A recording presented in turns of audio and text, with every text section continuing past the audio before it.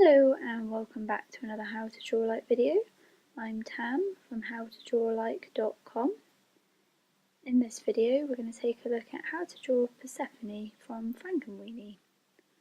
I've drawn out a rough set of guide shapes to help us with this tutorial.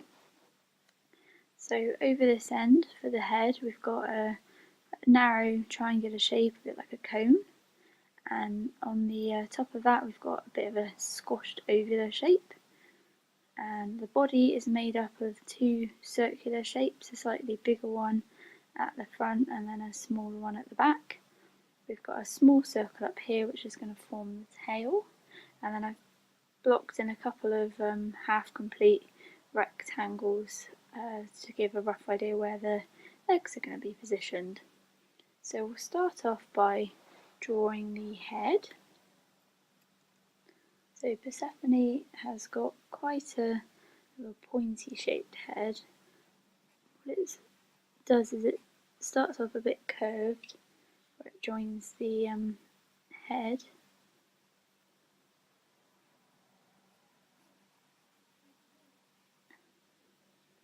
comes down,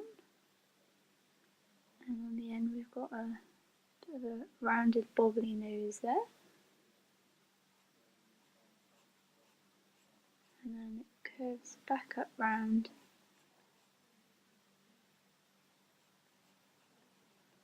to join on to where the hair is. The mouth comes underneath like this. There's a very small line there for the mouth, and then we'll pop an eye on. So the eyes are just round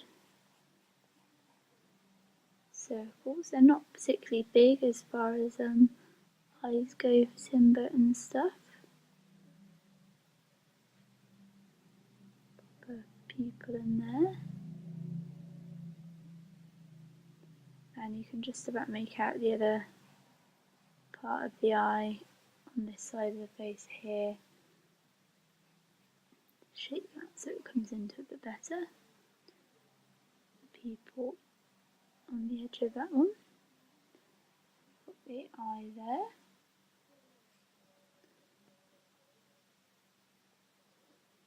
We'll add the shading onto that shortly. We'll pop on the kind of poodly hairdo now. So that follows a similar pattern to the shape we've got here already. But all you want to do is put kind of loose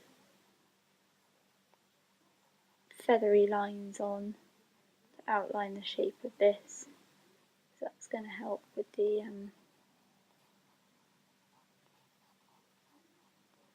kind of fluffy, curly look that Persephone's got.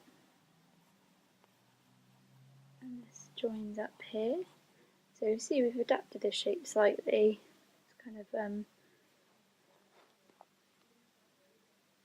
widened around our circle, but it's not changed too much. We'll put the ears on next. These camouflage in a little bit actually, but these are just quite long, droopy shapes. Come down, and you can see the other one coming down the other side.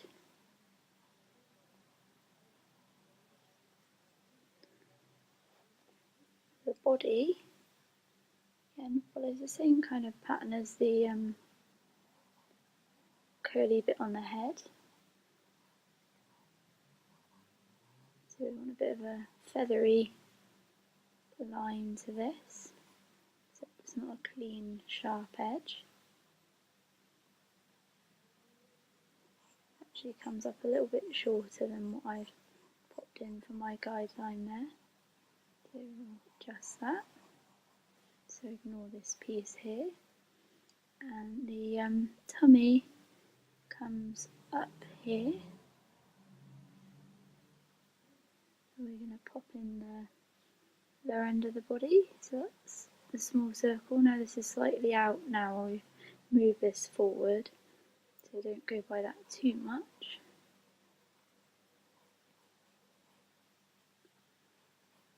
And I expect the ball of the tail will need adjusting now also.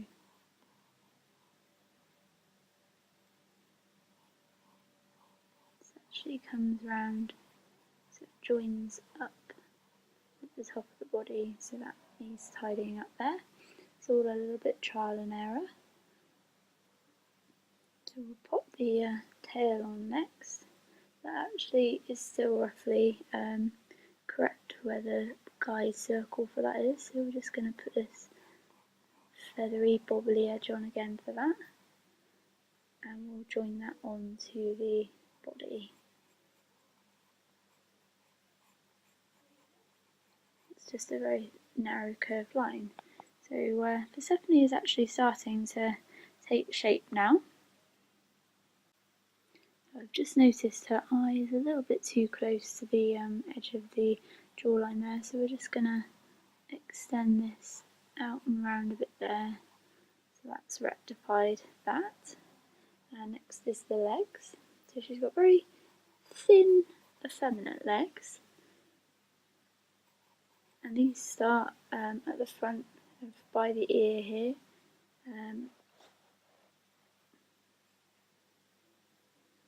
Actually a little bit further forward than the ear, so let's adjust that.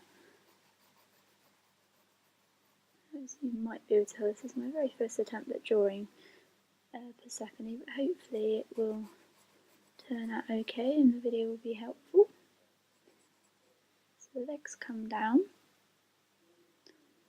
and they're probably about similar length to this, so kind of almost the same length as the height of the body. And then they've got very small little feet on the bottom there like that. What I'm going to do is I'll tidy up some of the rough lines before I put the next set of legs in at the front, because that's going to probably get a bit confusing for you to see where they go otherwise.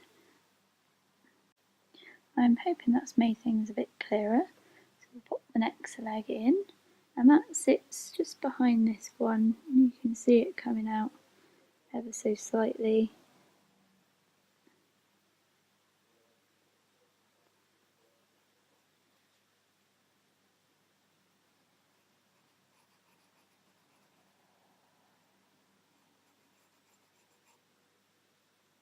Behind that one. Remember to make it slightly shorter. I almost got carried away then and did it the same length as that one. Make it slightly shorter so you've got that illusion of it being behind this front one and further back that way. We'll do the back legs next. So these come about halfway down the middle of this piece here, and we'll do this kind of furthest away back leg to us first. That's got a little bit more shape to it.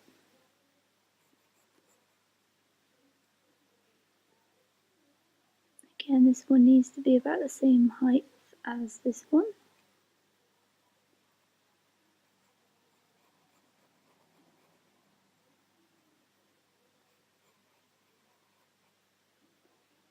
And then the last leg, this one sits just behind this one. And again, this one's got quite a bit of shape to it as well. This one comes down.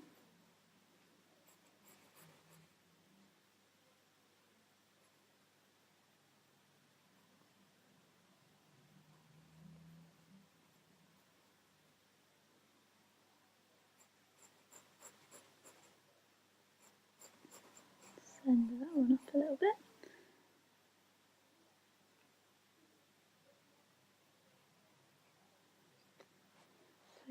So that one comes down there. So we're almost there with the outline now. The last thing really to do is to pop on that kind of thunderbolt shape that's on the top of the hair or whatever you want to call that. So just put on a bit of a swirly line and then follow that down the other side, but gradually thicken it out as you get towards the bottom again. So I'm just going to go and tidy up a few bits on that, and then we can come back and look at shading. Tidied up the rough lines. I've added a little bit more into this streak, going through the curly bit of hair on top of the head there to bulk that out a bit more.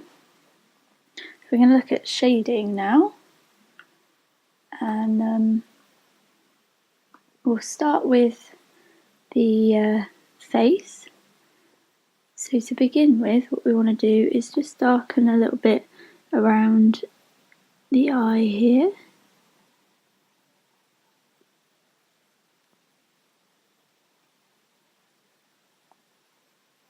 And we'll darken around this eye too.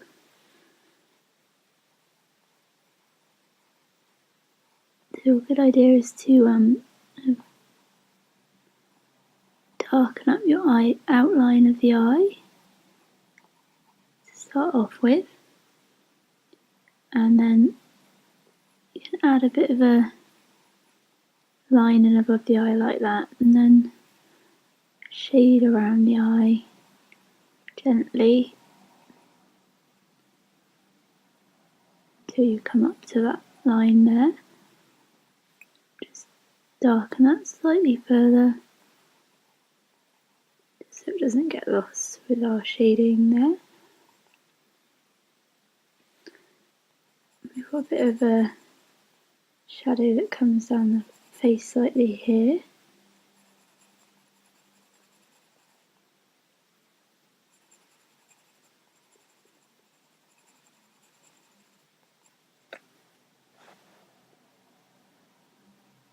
Towards the end of the face, there's a dark piece that comes off from the end of the nose there. And this follows down onto the bottom edge of the mouth. The nose itself is just a shiny black bit, so we're just going to darken the nose up.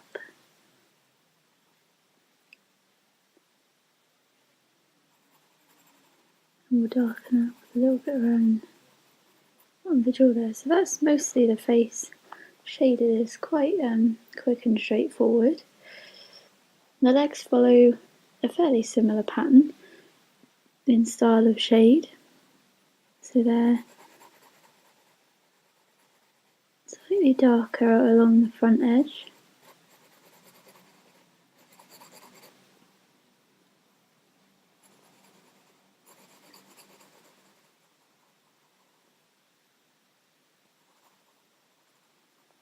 A little bit of a highlight around the ankle there, and then the rest of the leg is a lot paler behind.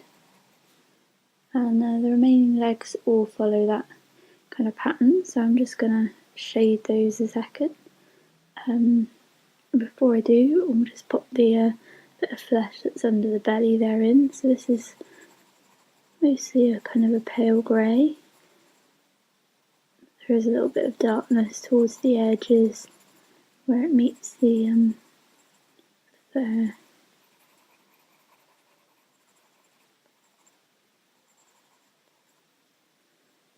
And the tail up here.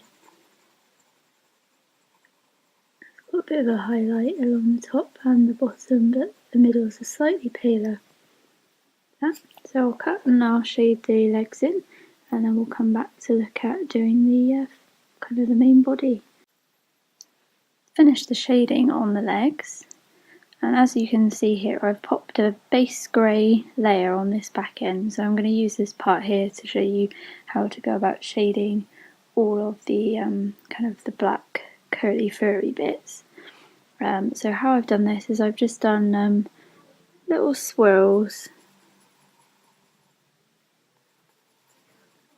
like that to build up a base layer, and then if you've got one, bear with me whilst I just grab mine. I'd recommend using a charcoal pencil or a stick of charcoal, like the thin narrow ones. If you haven't, then perhaps try using a higher B rating pencil, so something like a 6B would be good because we want to get this looking quite black. And then we're actually just going to do the same technique again over the top, so just little swirls.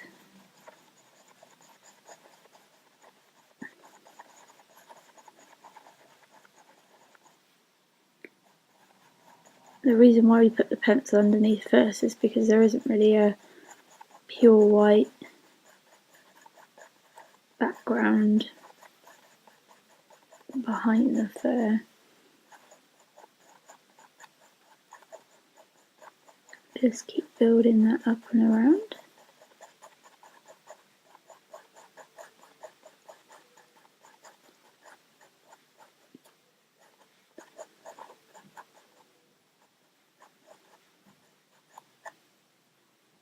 So that's the starting point, and then once you've covered the main area, then the trick is to go back over the darker bits, so that's around here.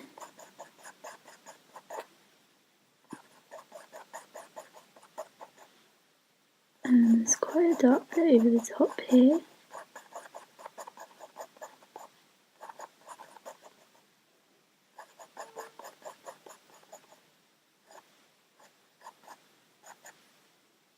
Sorry, camera's running away again there. Like so, and then you can even go darker again if needs be. So really gonna press hard now for some of the bits that I'm confident are very dark. So what we're left with is some paler bits still, but we've still got this slightly curly effect going on while we're using these curvy shape marks rather than just shading backwards and forwards. So that's the general technique to get that kind of furry look. So I'll cut and I'll put that in for the rest of the body, and then we'll just come back to look at how to do that streak. That's the bulk of Persephone's body shaded in. So the last bit we need to do is the kind of lightning bolt streak, and I would again recommend to use charcoal, a pencil preferably for this, because it gives more accuracy if you've got one, and again if you haven't, then try and use a fairly dark pencil to shade this in. All we're doing is pop in some black bits going up through.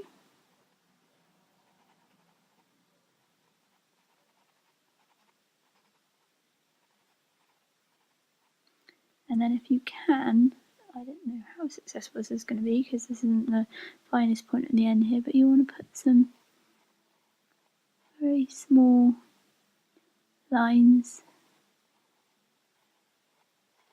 running up through. Be careful not to lose the white in there, so that's quite important. And then finally, if we can grab it, get a bit of putty rubber, and then we're just going to try and blend that a little bit to give this sweepy kind of effect.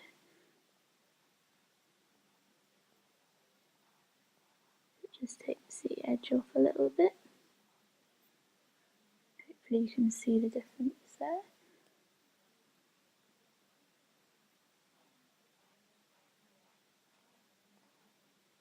Just trying to get that movement into the streak, and then we'll come back with our pencil.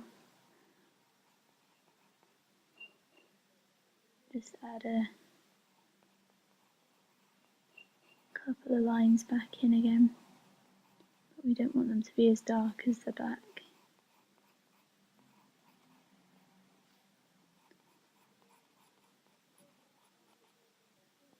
There we go. shadow along the bottom, and I think we're finished.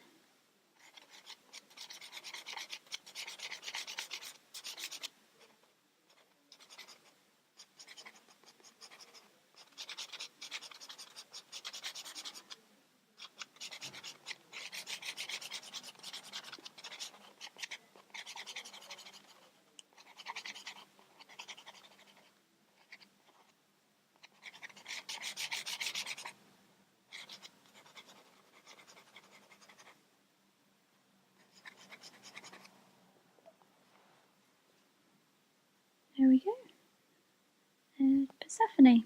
I hope you enjoyed this video, and check out my website howtodrawlike.com for more Tim Burton inspired videos, and I hope to see you again soon for another video. Thanks for watching. Bye for now.